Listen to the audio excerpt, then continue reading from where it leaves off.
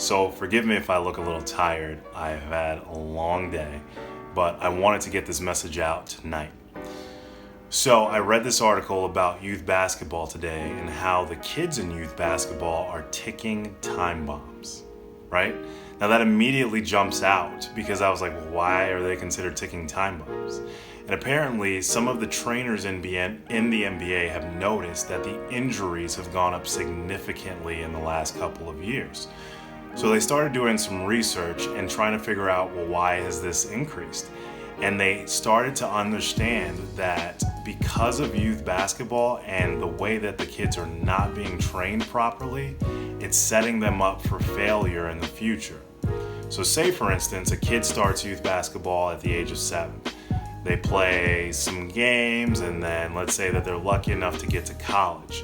Then they play some games in college, and let's say that they're lucky enough to get to the NBA. The trainer said that by the time they get to the NBA, their bodies have played an equivalent of 12 NBA seasons. That is crazy. 12 NBA seasons and they haven't played an official NBA game. The reason why they're ticking time bombs, though, is because even though they've played that much basketball, they still can't do basic functions like balance on one leg or do proper squats or lunges. And this definitely has a spiritual application to it. It just reminded me of the parable of the foolish and wise builders.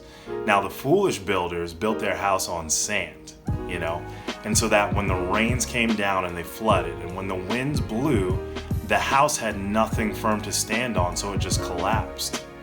But the wise builders built their house on a rock, so that when the rains came down and when the winds blew, the house stood firm. You see, unlike the foolish builders, the wise builders understood that unless you have a strong foundation, you're eventually going to topple.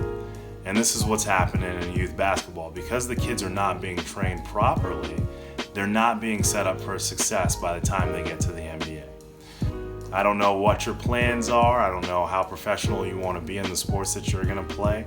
But my advice to you is build a strong foundation first. Don't be foolish.